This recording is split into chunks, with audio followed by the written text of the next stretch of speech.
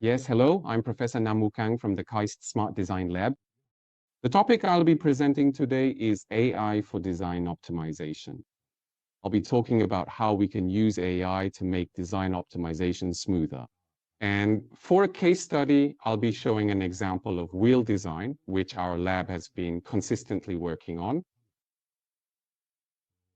To briefly introduce my background, I actually studied different fields for my undergraduate, master's, and PhD degrees.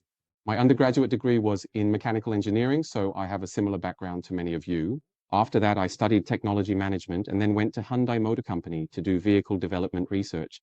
Then for my PhD, I studied what's called design science, which is about interdisciplinary design. So it's a process where various fields like mechanical engineering, computer science, and design come together to design. Currently, I'm conducting research with about 20 master's and PhD students in the Smart Design Lab. And from there, we have a spin-off company called Narnia Labs, which is productizing and commercializing our work. It's made up of about 30 people. So these two groups have been consistently conducting research on generative AI-based design. So first, I'm going to talk a bit about why we should use AI for design optimization. First of all, when we talk about design optimization, we often refer to surrogate-based design optimization. This is about performing design optimization based on some kind of simulation, and the process is as follows. First, you define the design optimization problem. Defining the problem means deciding what the design variables are, what the constraints are, and what the objective is. Once those are determined and the design variables are set, you change those variables and perform CAE analysis.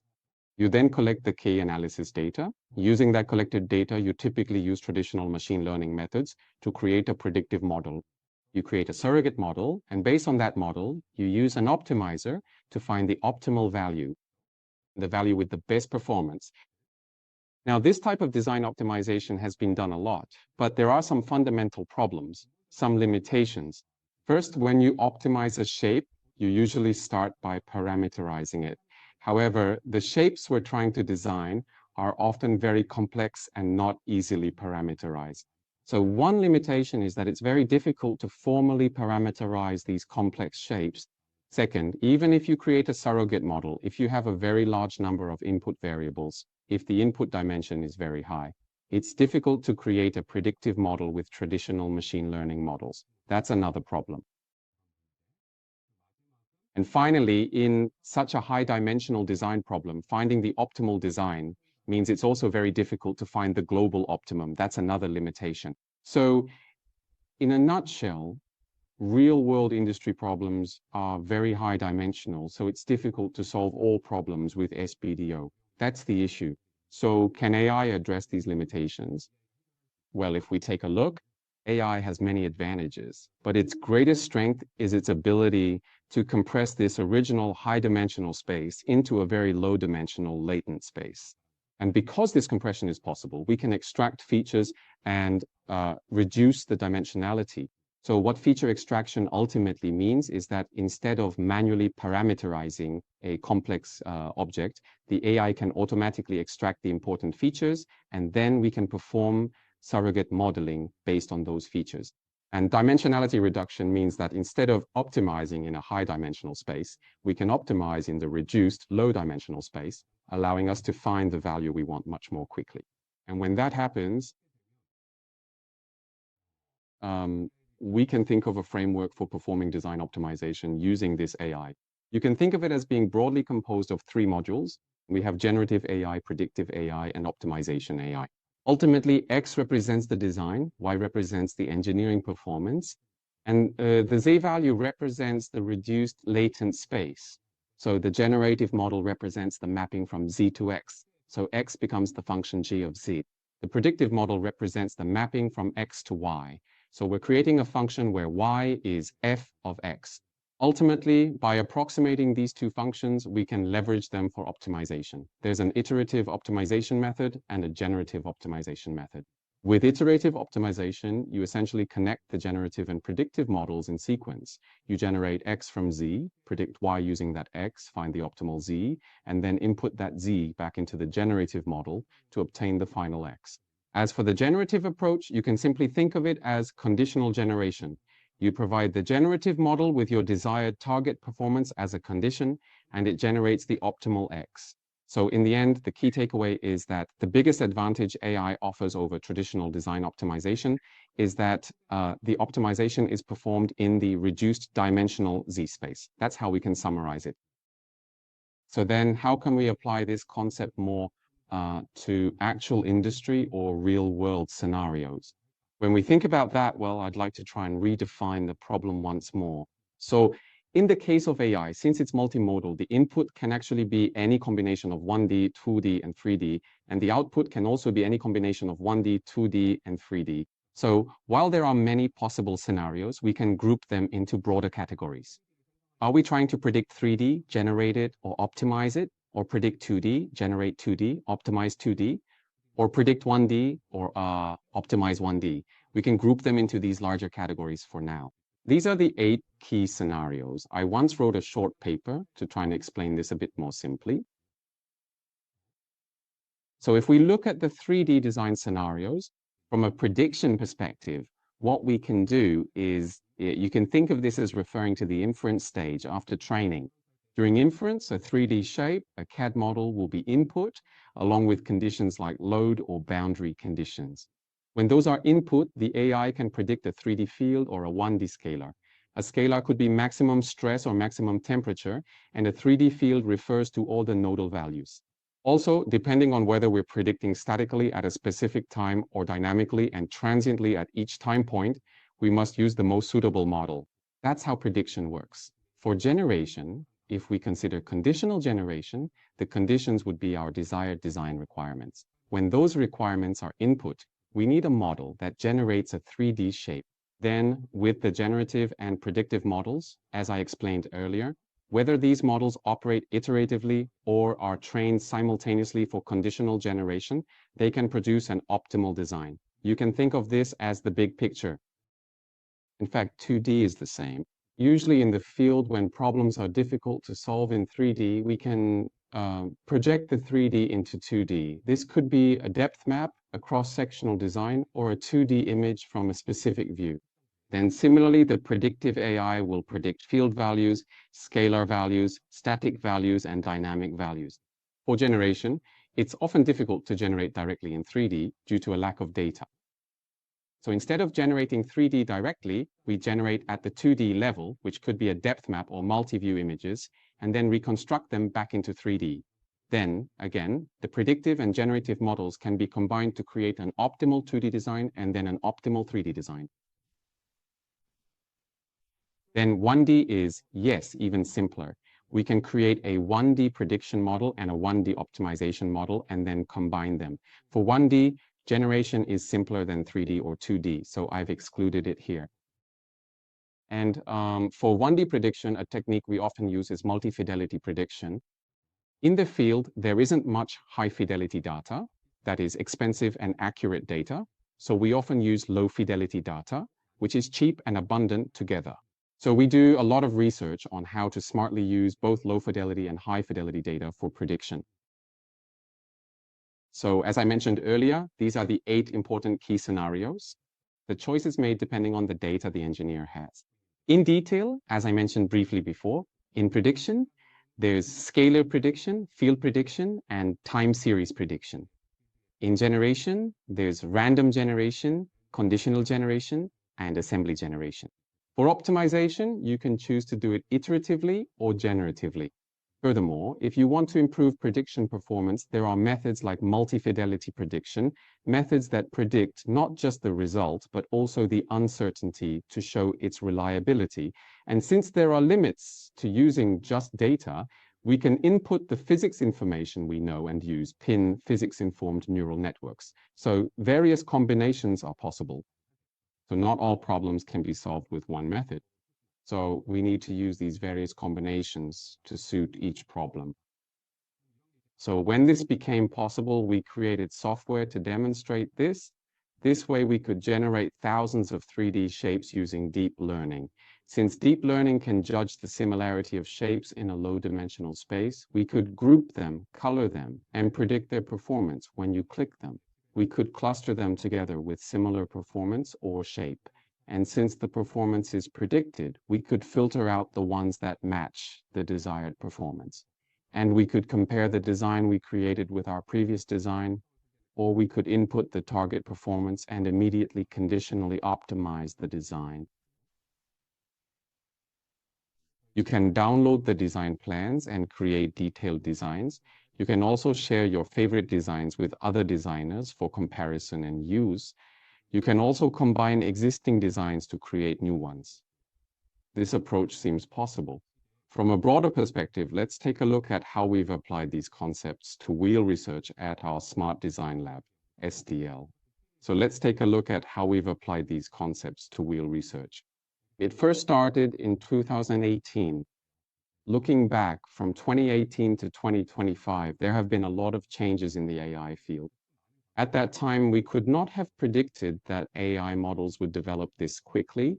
And along with such AI development, we constantly thought about how we could further reduce engineering design. And as it turned out, about 11 of the papers we wrote had research on wheels like this. So we combined those and we'll briefly introduce them. So the first research question was, when designing 2D, it is not just important from an engineering perspective, but also aesthetically. Since it is a visible design, how can we combine engineering performance and aesthetics and make it? This is the problem we solved. In fact, in a way, this was the very starting point of our research. I wrote this paper after presenting at the IDTC, Institute of Mechanical Engineers, in 2018.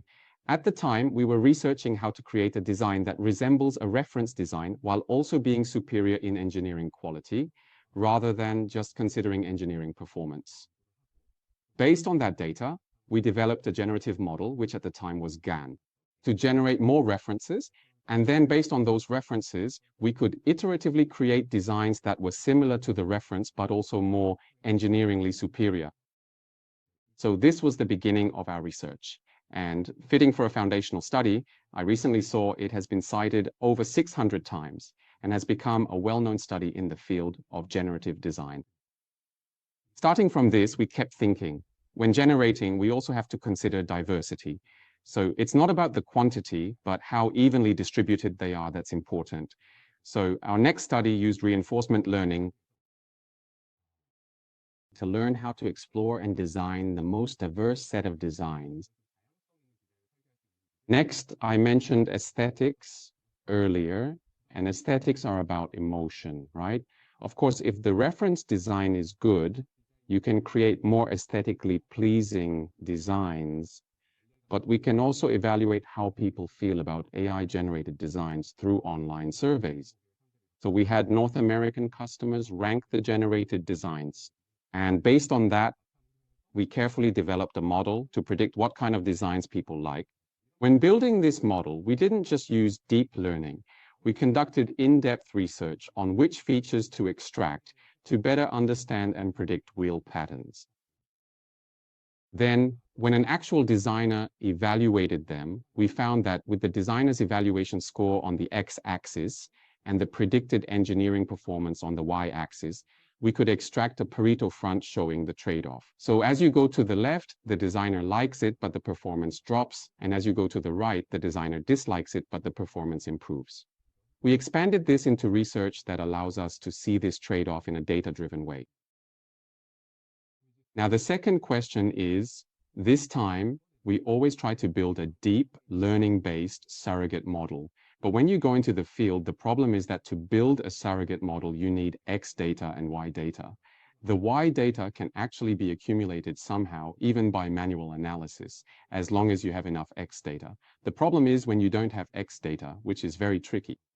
Having a person create diverse CAD models one by one is nearly impossible in terms of time and cost. So this is where we often get stuck. So how can we build a good surrogate model without X data?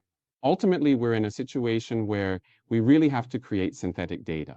So what we initially started with was 2.5D CAD automation, which is a process that uses computer-aided design tools. Since we can already generate various designs in the spoke view, as I showed earlier, we collected and trained on the cross-section image data of wheels that a company has to generate new cross-sections.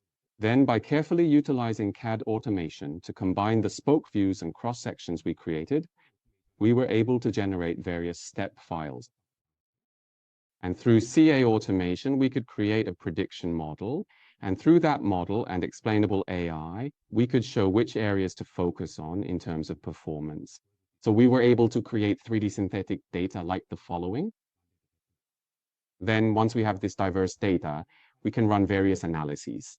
Not just simple stiffness analysis like before, but by accumulating strength analysis data through impact tests.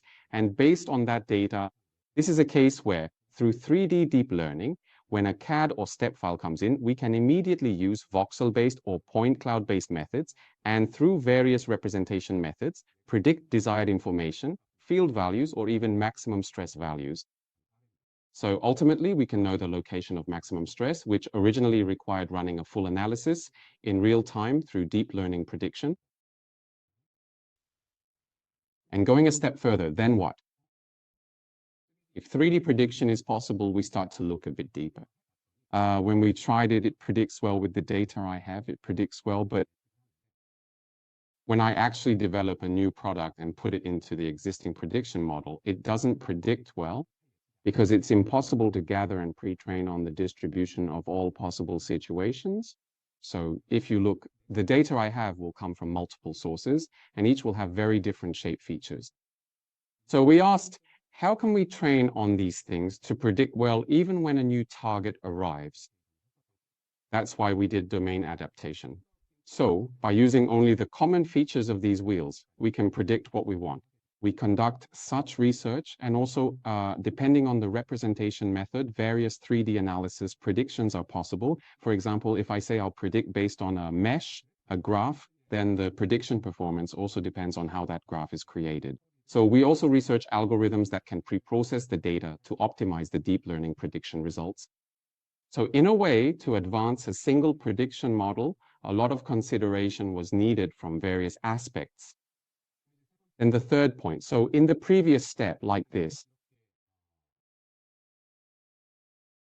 if we designed based on 2D or 2.5D, we started to wonder if there was a way to directly optimize 3D designs without parameterization. Because in most real-world problems, parameterization is difficult. So the method we've used a lot and are currently using is implicit neural representation. So it ultimately represents the three-dimensional or 3D shape by having a deep learning model predict the distance from any arbitrary point in space to the surface of the CAD model. Then in the case of 3D, the network for representing it has a part where the coordinates go in, the XYZ coordinates. And if there's a latent space, the part it predicts is the distance from this coordinate to the surface. So if I input any arbitrary point I want, it can predict the distance from that point to the surface. So we can reconstruct it based on that distance. So by changing the Z value like this, we can reconstruct new designs. Then, based on this, we try non-parametric optimal design. So the design variable isn't a parameter, but that latent space becomes our design variable, allowing us to find a Pareto front where stiffness is maximized and minimized, or weight is maximized and minimized. But it even works when trained with just 30 data points, but in an extreme case with just 2 data points, if you train the neural implicit representation well, it interpolates well. So in a way, even when data is scarce in the design field, we could perform non-parametric optimal design like this. Next, moving on to the fourth problem, what we want in the industry is to carefully and attentively consider very, very detailed shapes. How can we optimize a design that has such realistic details that anyone can see? So to do it directly at the 3D level, foundation models in 3D are still developing. So at some point they will certainly be usable, but for now, the 2D foundation model is so powerful that we are adopting a method to utilize that model as much as possible. So whereas in the past, when we generated based on our previous 2D-based research, we only created black and white topology shapes like this, now we use stable diffusion technology to first create a very photorealistic image. this image, from that photorealistic image, we can now use the shading to confirm the sense of depth, the sense of depth. Let me first show you a video of how it's made. So when we created the software, we first generate from basic black and white patterns like this, select the number of spokes, and if you choose the desired shape, you then apply some styling to it. So if you input it as a text prompt, you can generate it. As soon as it's generated, it predicts the engineering performance like weight or stiffness, and you can try it on an existing vehicle. This way, a designer, even without an engineer, in fact, you could say the designer, engineer, salesperson, and marketer can all gather in one place and plan a good concept vehicle for the future. So based on AI, a somewhat photorealistic, then as I mentioned earlier, we first create a photorealistic image. Then to extract the spatial depth from it and create a 3D model, we utilized a depth map. After estimating the depth map, we use that estimated depth map to reconstruct it into 3D. That's the technology we developed. Because of this, in the past, when we made designs in 2.5D, we could only create very flat designs. But now we can create 3D models that have that sense of spatial depth.